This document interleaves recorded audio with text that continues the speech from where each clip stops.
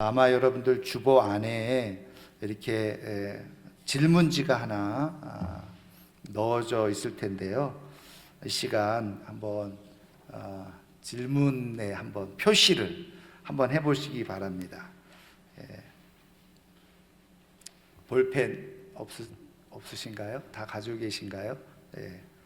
뭐 시험 보는 거 아니니까 혹시 볼펜 없는 분들은 달라고 하셔서 자,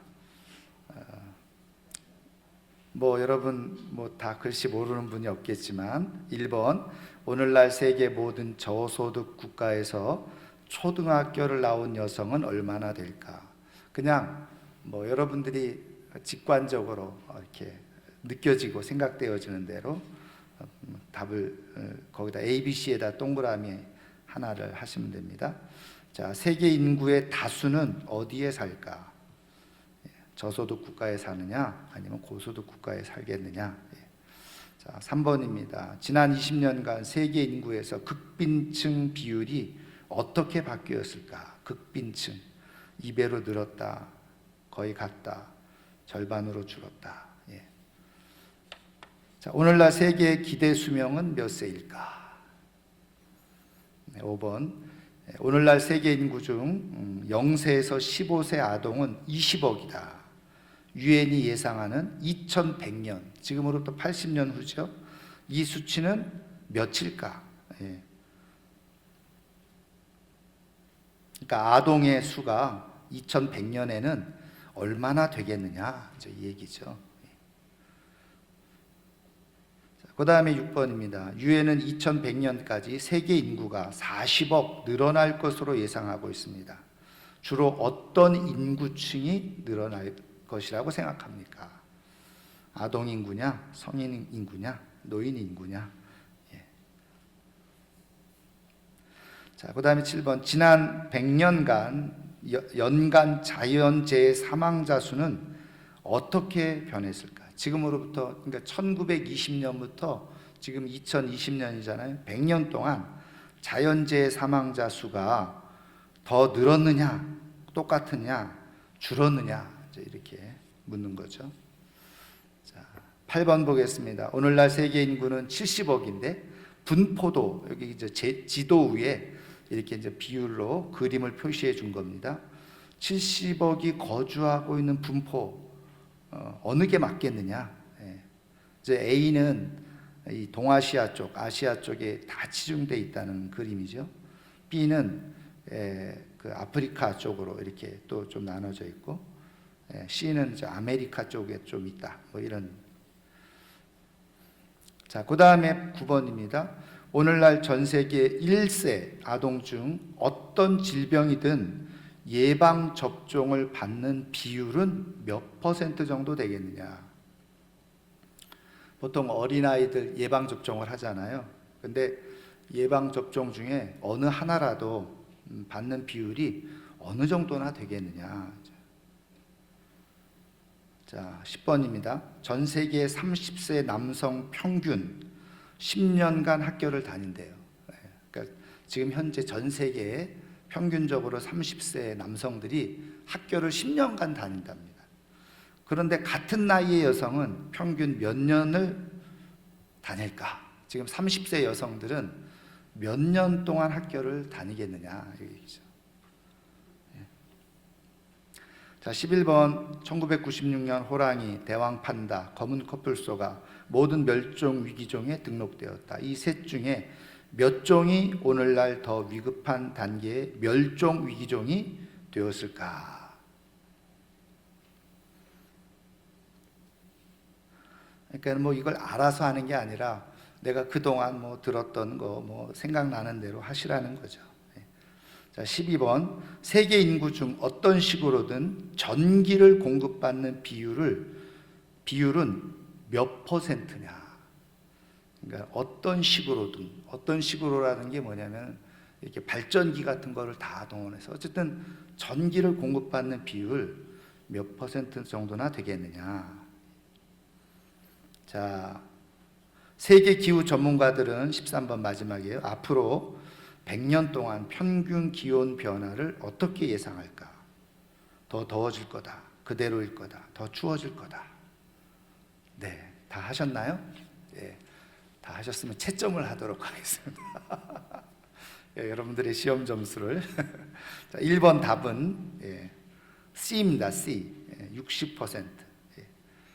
자, 2번 답은 B입니다. 중간소득 국가. 3번 답은 C 거의 절반으로 줄었다. 4번 기대수명 70세 C입니다. 그 다음에 5번 답은 역시 C 20억. 6번 답은 B 성인 인구입니다. 7번 답은 C 절반 이하로 줄었다. 자, 8번 답은 A입니다. 9번 답은 C 80%. 10번 답은 A 9년입니다. 그 다음에 11번 답은 C 없다. 그 다음에 12번 답은 C 80%입니다. 13번 답은 A 더 더워질 것이다. 자, 총점 개수를 쓰시면 돼요. 몇 개 맞췄나? 몇 개 맞추셨어요? 네, 저는 제가 해보니까 4개 맞았더라고요.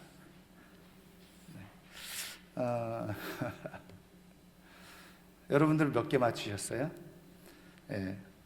자, 10개 이상 맞으신 분. 이거는요, 제가 그 설교 제목에도 나왔습니다.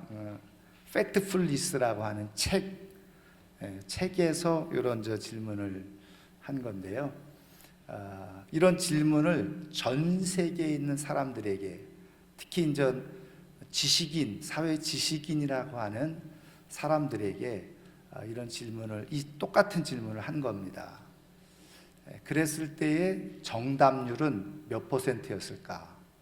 16%였다는 겁니다. 16%는 계산을 해보시면 2문제 조금 더 맞췄다는 거예요. 평균적으로 2문제 정도 맞췄다는 겁니다. 근데 침팬치 보고 찍으라고 그랬어요. 침팬치 보고. 그랬더니 33% 정답률이.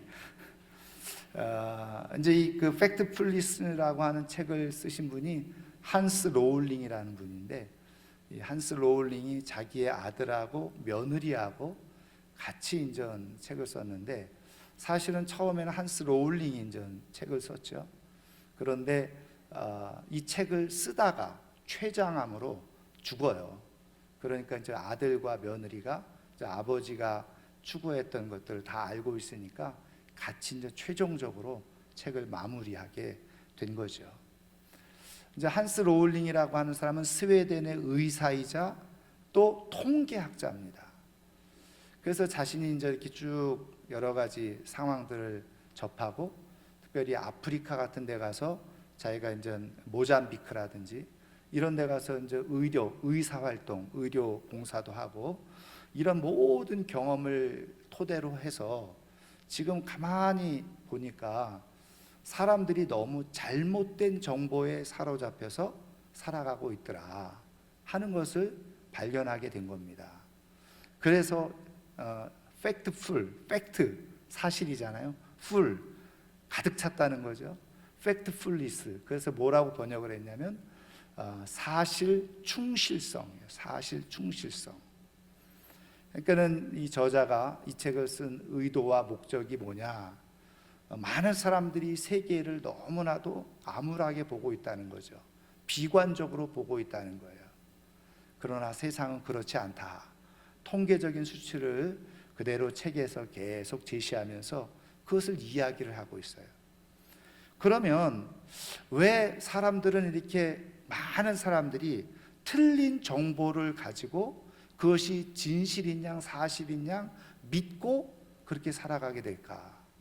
그러므로 인해서 어떻게 해요? 사람들의 삶이 왜곡되고, 그리고 부정적이고, 그리고 더 나아가서 그릇된 삶으로, 잘못된 판단을 가지고 그릇된 삶을 살아갈 가능성이 높다는 거죠.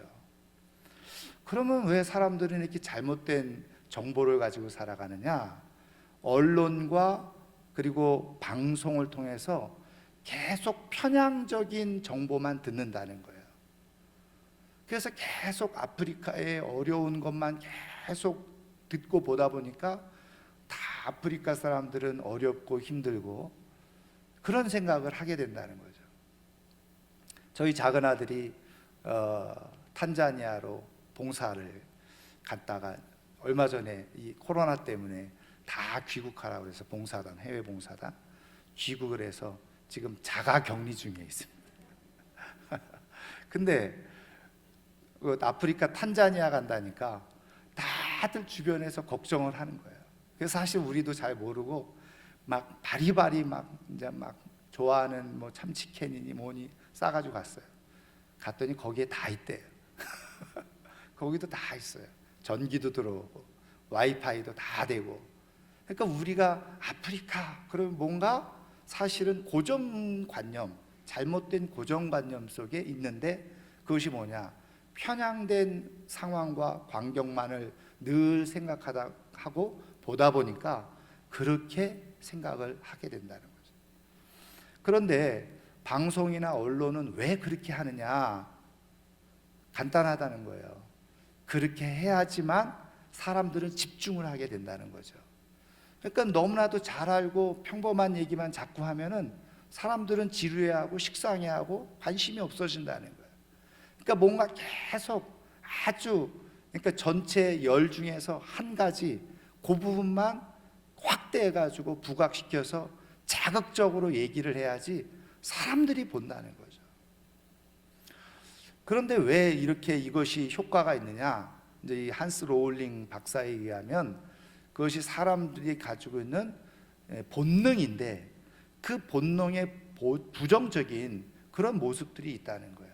그래서 10가지 사람들이 잘못 가지고 있는 이 본능적 반응, 그것에 대해서 이제 한 가지 한 가지 짚어서 얘기를 하고 있는데 사실은 거의 좀 비슷해요. 근데 이제 그 중에 하나가 뭐냐면 사람들에게 공포 본능이라는 게 있다는 겁니다. 그러면서 이제 예를 든 그 사례가 몇 가지가 있는데 이제 그 중에 하나가 뭐냐면은 어느 공군 조종사의 이야기예요. 그 스웨덴에 실제 있었던 얘기인데 한 병원에 이 공군 조종사가 이렇게 환자로 이렇게 응급실에 이제 들어오게 된 겁니다. 그래서 응급 카트에 실려가지고 막 들어오는데 보니까 그 카트 밑에는 피가 흥건히 막 적셔져 있는 거죠. 그래서 이제 의사가 빨리 이제 응급처치를 해야 되니까 옷을 벗기려고 보니까는 이 옷이 조종사 옷은 위아래로 다 붙어 있잖아요. 그러니까는 간호사에게 빨리 가위를 가져와라. 그렇게 이야기를 하고 상황을 알아보려고 물어봤어요. 어떻게 된 거냐? 그랬더니 이 조종사가 뭐라고 막 말을 하는데 못 알아듣겠는 거예요. 근데 가만히 귀를 기울여 보니까 꼭 러시아 말을 하는 것처럼 들리더라는 거죠. 근데 마침 이 의사가 러시아 말을 좀 할 줄 알아서 내가 러시아 말을 좀 할 줄 아니까 얘기해 보세요. 그리고 또 얘기를 한 거예요. 그랬더니 이 사람이 눈을 좀 크게 뜨더니 막 뭔가를 말하려고 막 하더라는 거죠. 근데 잘 못 알아듣겠다는 거예요. 근데 보니까 굉장히 이 표정이 아주 그 걱정스러운 표정으로 이렇게 막 뭔가를 얘기하려고 하는 거 보니까 순간적으로 이 의사가 생각한 게 뭐냐면 큰일 났구나. 이거는 전쟁이 일어났구나. 3차 세계대전이 일어났구나. 이런 생각이 확 들더라는 거예요.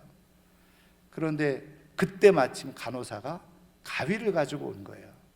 그래서 의사 선생님 그러면서 말하면서 지금 저 조종사 옷을 이 가위로 찢게 되어지면 그거는 저 조종사 복이 굉장히 비싼 건데 우리가 쓸데없이 이유 없이 저것을 찢어버리는 것이 되기 때문에 우리가 피해를 보상을 해야 됩니다. 그랬더니 이 의사가 무슨 말이냐고 하고 봤어요.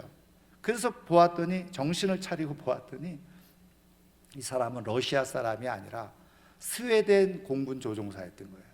그 스웨덴 사람이죠. 그럼 왜 말을 그렇게 못했느냐? 이 조종사가 훈련받다가 그 잘못돼가지고 저체온증에 빠져들어가게 된 거예요. 그러니까는 이 입이 굳어가지고 말을 제대로 못하고 있었던 거죠. 그러면 그 운반 키트에 이렇게 있었던 피는 뭐냐? 그게 피가 아니라 이 옷에서 그렇게 빠져나오는 빨간 액체였다는 거죠. 그러니까는 그런 사례를 들어서 얘기하면서 빨간 액체가 흘러나오고 사람이 말을 제대로 못하고 창백한 모습을 보면서 순간적으로 의사지만 본능적으로 공포를 느꼈다는 거예요. 그러니까 모든 판단의 기능들이 제 기능을 하지 못했다는 거죠.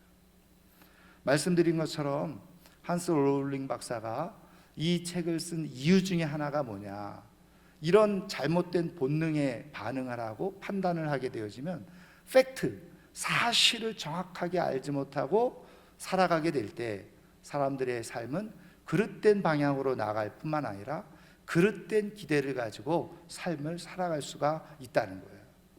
그래서 팩트를 정확하게 좀 알면 좋겠다. 그래서 팩트풀리스라고 하는 통계를 쭉 낸 걸 가지고 팩트는 이런 것이다, 사실은 이런 것이다, 그러면서 희망 없이 삶을 살아가는 사람들에게 무엇인가 조금 희망을 주기 위해서 이 책을 썼다고 하는 그런 것이죠.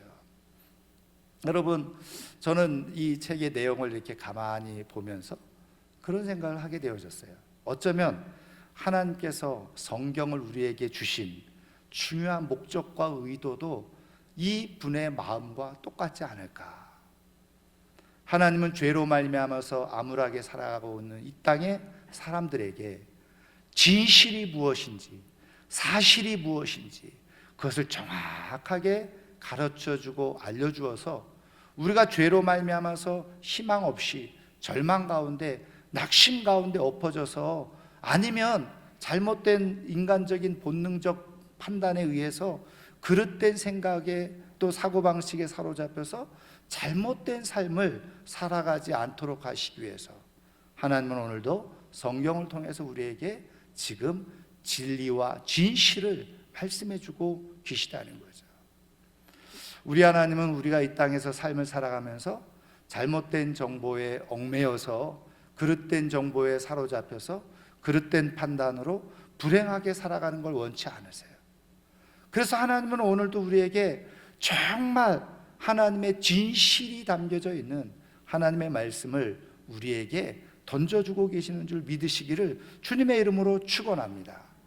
그러면 우리가 여기서 중요한 사실은 뭐냐면, 그러면 도대체 무엇이 진실이고 무엇이 사실이냐, 어떤 것이 사실이냐는 거죠. 그리고 또 그 사실이라고 하는 것을 우리는 어떻게 알 수 있을까, 분별해낼 수 있을까, 이게 굉장히 중요한 일 아니겠어요? 그것을 오늘 우리가 읽은 성경 말씀을 통해서 한번 찾아보자는 거죠.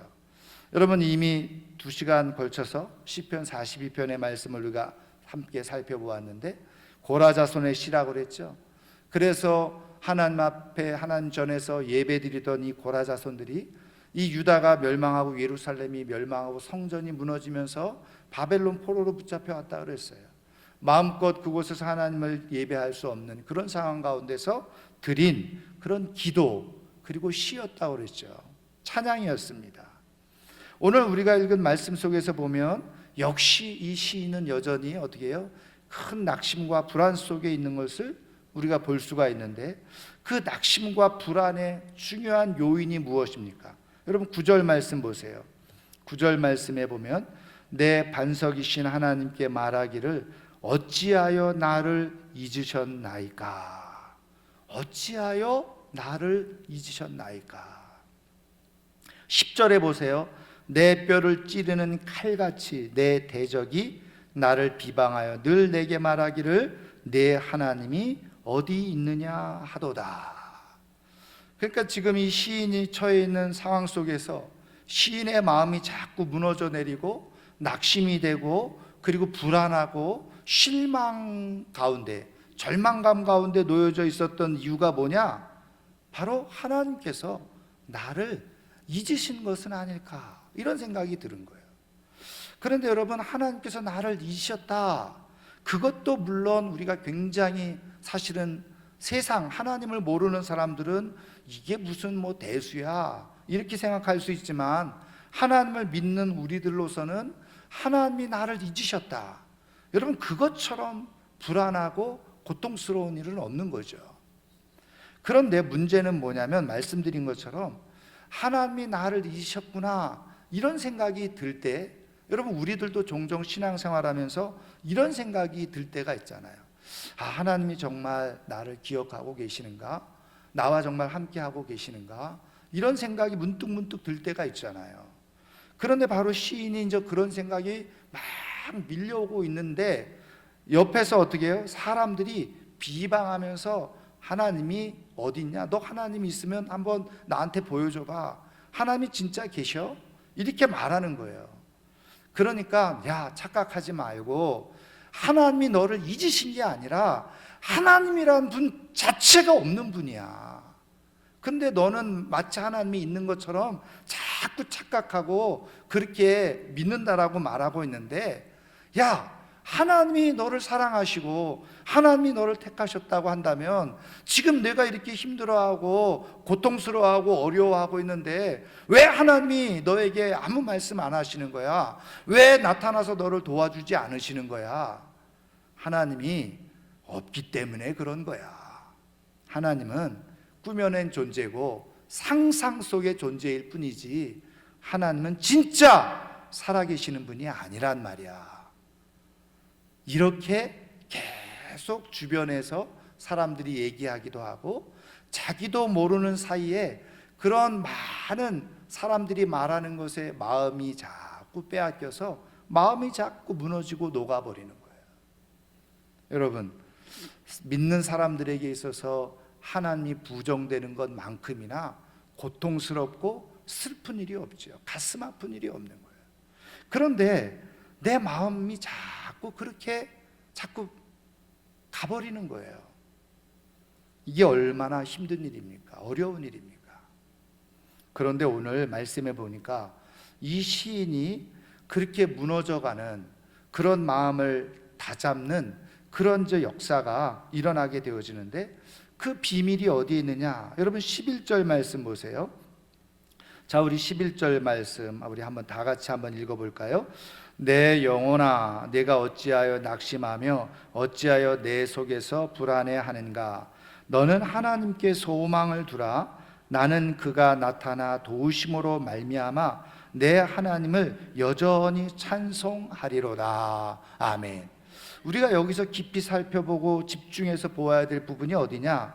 나는 그가 나타나 도우심으로 말미암아 내 하나님을 여전히 찬송하리로다.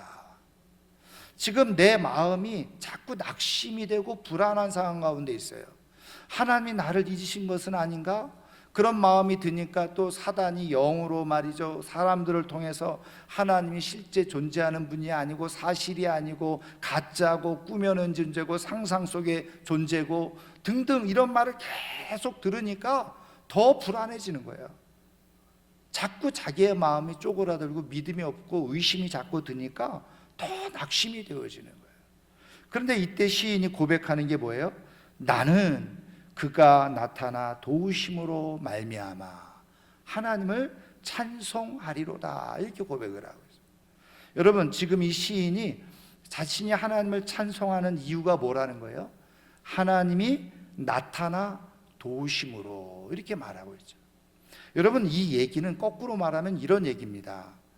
자기가 지금 자기의 심리적인 상태, 정서적인 상태, 영적인 상태, 하나님이 나를 잊으신 것은 아니야. 사람들은 끊임없이 야, 하나님이 있기는 뭐가 있어? 야, 눈에 보이지도 않고 만져지지도 않고 꾸며낸 거야. 상상 속의 존재야. 그러면서 계속 얘기하니까 점점점 쪼그라들어요.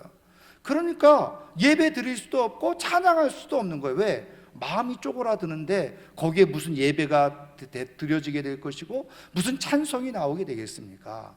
그러니까 자기가 지금 이런 심리적으로 영적인 상태에 놓여져 있어서는 절대로 찬송할 수 없는 거예요. 예배 드릴 수 없는 그런 상황 가운데 있는 거예요. 근데 지금 이 시인이 고백하는 것이 뭐라고요? 나는 하나님을 찬송합니다. 근데 그 찬송하는 이유가 뭐라는 거예요? 그가 나타나 도우심으로 말미암아. 이것을 이렇게 말할 수 있는 거죠. 내가 지금 도저히 내 마음으로는, 생각으로는, 지식으로, 지성으로는, 정서적으로는 내가 하나님 앞에 예배드릴 수 없는 상황이고 찬송도 하나도 나오지 않는 상황이에요. 근데 지금 내가 하나님을 찬송하고 있어요. 내가 지금 하나님을 예배하고 있어요. 그러니까 내가 지금 내 의지와 생각과 판단, 내 인간적인 본능 이런 것으로 볼 때는 나는 지금 찬송할 수 있는 형편이 아니고 예배할 수 있는 형편이 아닌 거예요. 근데 그럼에도 불구하고 내가 지금 이렇게 찬송하는 자리에 있고 예배하는 자리에 있을 수 있는 이유는 뭐냐? 하나님이 나타나서 나를 도우셨기 때문이라는 거예요. 그러니까 이 시인은 무엇을 말씀하고 있느냐? 하나님이 지금 이것을 통해서 무엇을 말씀하시고 계시느냐면, 지금 우리가 이렇게 하나님을 예배하고 찬송하는 것은 어떤 의미가 있느냐? 바로 하나님이 살아계시다라고 하는 중요한 증거라는 거예요. 하나님이 나타나 도와주시지 않으면 우리의 인간적인 본능, 인간적인 생각, 어리석은 판단, 그리고 사람들에 의해서 끊임없이 들려오는 그런 거짓된 말에 우리들은 늘 현혹이 되어져서, 미혹이 되어져서 찬송할 수도 없고 예배할 수도 없는데, 지금 이렇게 예배의 자리에 있고 찬송하는 자리에 있는 이유는 뭐냐? 하나님이 분명히 살아계셔서 우리 눈에는 보이지 않지만 내 마음 가운데 역사하셔서 나로 하여금 이런 상황 가운데 찬송할 수 있도록, 예배할 수 있도록 도와주시기 때문에 바로 내가 지금 이렇게 예배의 자리에 있는 것이다, 이렇게 고백을 하고 있는 것이에요. 여러분, 하나님은 오늘도 살아계셔서 우리 가운데 역사하고 계시는 하나님이신 줄 믿으시기를 주님의 이름으로 축원합니다.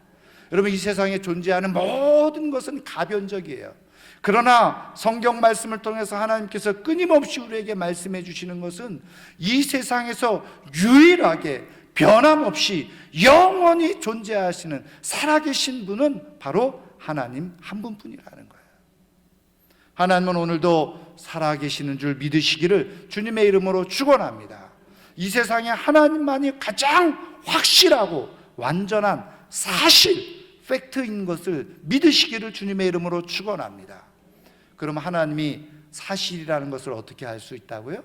오늘 말씀대로 보면 지금 내가 예배드릴 수 없는 상황 속에서, 찬송할 수 없는 상황 속에서 예배하고 있는 나, 찬송할 수 없는 상황 속에서 찬송하고 있는 나, 기도할 수 없을 것 같은 생각 속에 있었는데 기도하고 있는 나, 그 나를 보게 되어질 때, 하나님은 살아계시는구나. 왜? 하나님이 나타나서 나를 도와주시기 때문에 내가 이렇게 예배하고 찬송할 수 있으니까. 예배하고 있는 나를 보면서, 찬송할 수 있는 나를 보면서 도저히 하나님 앞에 나올 수 없을 것 같은 그런 상황 속에서도 이렇게 하나님 앞에 나와서 예배드리고 있는 나를 통해서 하나님은 여전히 살아계시고 지금 우리 가운데 나와 함께 계시는구나 라고 하는 사실을 깨달을 수 있고 확인할 수 있다는 거예요. 여러분, 우리는 종종 우리의 생각 가운데 우리의 의지를 가지고 또 우리의 생각과 판단을 가지고 우리의 인생을 살아간다라고 생각할 수가 있어요. 맞습니다. 우리의 삶의 대부분은 우리의 의지, 우리의 생각, 우리의 판단을 가지고 살아갈 수 있어요. 그런데 우리가 깊이 알아야 될 것은 뭐냐? 다른 것은 다 몰라도요, 영적인 부분에서는 우리의 판단과 의지와 생각을 가지고 우리가 하나님께 나아갈 수가 없다는 거예요. 그래서 예수님이 요한복음을 통해서 끊임없이 말씀해 주신 것이 뭐라고요? 내가 부르지 않으면, 아버지께서 부르지 않으면 예수님께로 올 자가 없다는 거예요.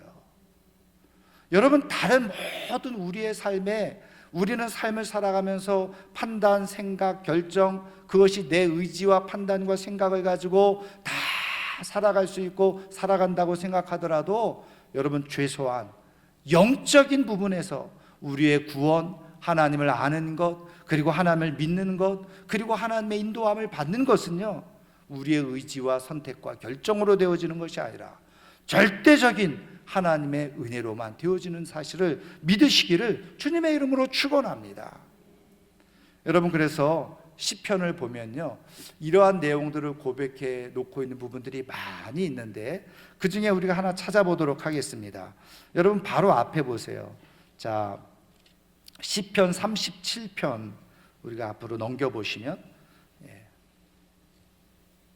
23절 24절 보세요. 23절 24절. 자, 우리 한번 같이 읽어볼까요?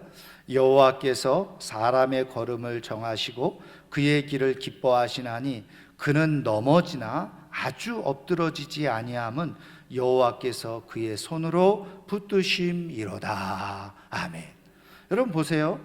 여호와께서 사람의 걸음을 정하시고 그의 길을 기뻐하시는데, 그렇게 가다가도 사람들은 어떻게 해요? 연약하고 죄 아래에 있고 잘못된 생각 속에서 넘어질 때가 있다는 거예요. 그럼에도 불구하고 하나님이 택한 사람들은 어떻게 한다는 거예요? 아주 엎드러지지 않는다, 아주 엎어지지 않는다. 그 이유가 뭐예요? 여호와께서 그의 손으로 붙들어 주시기 때문이다. 하나님이 택한 사람, 그리고 하나님의 구원을 입은 사람, 하나님의 자녀로 세움을 입은 사람들은요, 살아가다가 실수할 수도 있고 잘못 판단할 수도 있어요. 그래서 넘어질 때는 있지만 그러나 아주 엎드러지지 않는데, 그 이유가 뭐냐? 하나님이 택한 사람은 하나님께서 반드시 하나님의 손으로 붙들어 일으켜 세워주시기 때문이라는 거예요. 여러분, 우리가 순간적으로 잘못 생각하고 우리의 본능에 이끌려서 죄악된 생각으로 인해서 우리가 넘어질 수가 있어요. 그럼에도 불구하고 기억하세요. 하나님의 손으로 붙들어 주시는 사람이 바로 예배할 수 있고, 하나님의 손으로 붙들어 주셔서 우리는 찬송할 수 있고, 하나님의 손으로 붙들어 주셔서 우리는 기도의 자리에서 끝까지 믿음의 삶을 살아가는 역사가 일어나게 되는 줄 믿습니다. 오늘 우리가 이렇게 예배 드릴 수 있는 것은 우리의 믿음 때문도 아니고 우리가 하나님을 사랑하는 마음 때문이 아니에요.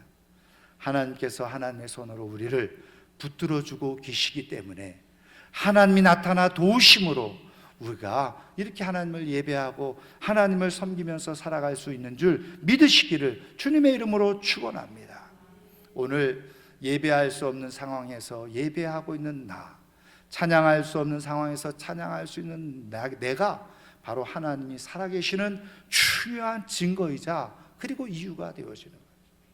저는 오늘 이 아침에 나오는 사랑하는 성도님들이 내가 하나님 앞에 예배드리고 내가 하나님 앞에 찬송하고 때로는 내가 여러 가지 잘못된 판단과 생각 속에 넘어지더라도 예배 드려야지, 내가 하나님을 찬양해야지, 그래 하나님을 믿으면서 살아야지, 이런 마음이 드는 것은 하나님의 손으로 나를 일으켜 세우고 계시고 하나님이 분명히 살아계셔서 나에게 역사하고 계신다는 사실을 믿음으로 말미암아 어떤 상황에서도 엎드러지지 아니하고 소망 가운데, 희망 가운데 낙심하지 아니하고 그걸 넘어서서 믿음으로 살아가는 하나님의 사람들 되기를 주님의 이름으로 축원합니다. 어떤 사람들이 삶에 소망과 희망을 잃지 않고 살아갑니까? 하나님이 팩트라고 하는 사실, 하나님만이 완전한 사실이라고 하는 것을 굳게 믿고 그 하나님께 인생의 뿌리를 깊이 내리고 살아가는 사람, 그것을 꽉 붙들고 살아가는 사람이 어떤 상황 속에서도 흔들리지 않고 아름다운 삶으로 살아가는 역사가 일어나게 되는 줄 믿습니다. 오늘도 하나님은 나타나 도우셔서 우리의 삶을 인도하고 계세요. 오늘 우리 모두가 다 하나님의 증거인 것을 믿고 고백하고 선포하는 가운데 우리의 사실에 근거한 믿음으로 말미암아서 모든 불안과 두려움을 떨쳐버리고 승리하며 살아가는 하나님의 사람들 되기를 주님의 이름으로 축원합니다. 축원합니다. 이제 말씀을 마치려고 합니다. 이 시간에 영상을 하나 보기를 원합니다. 이 영상은 1992년 바르셀로나 올림픽 육상 400m 경주에 참여했던 한 선수에 관한 이야기입니다. 한번 영상을 함께 보도록 하겠습니다.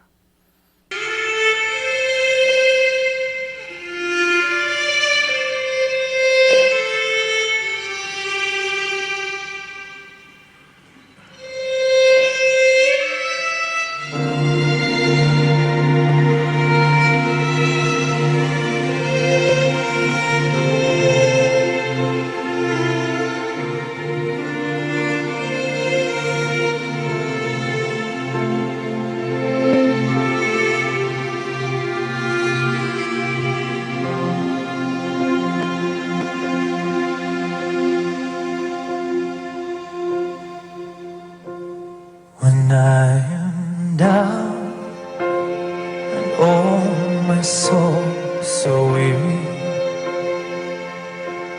when troubles come and my heart burden be, and I am still waiting here in silence until you come and see the white with me. You raise me up so I can stand on mountains. You raise me up to walk on stormy seas, and I'm strong when I'm on your shoulders. You raise me up to more than I can be.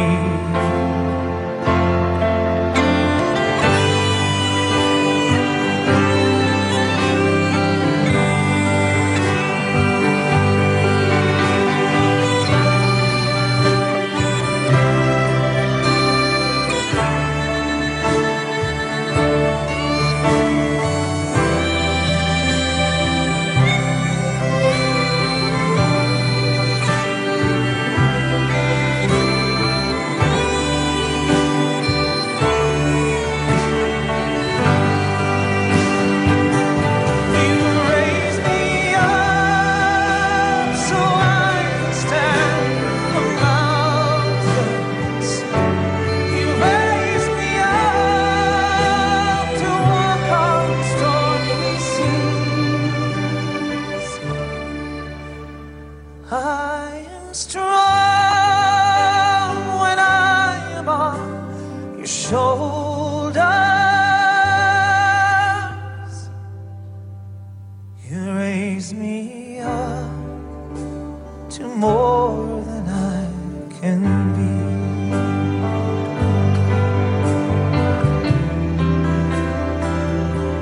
There is no life, no life without its hunger,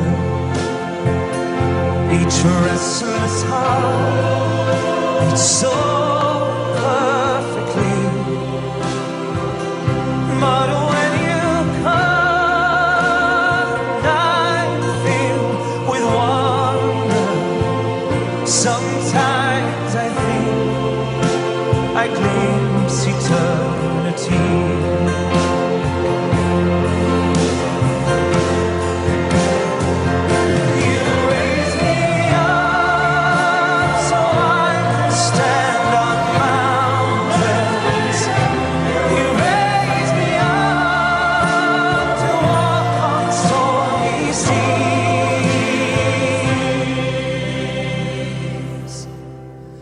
I am strong when I am on your shoulders.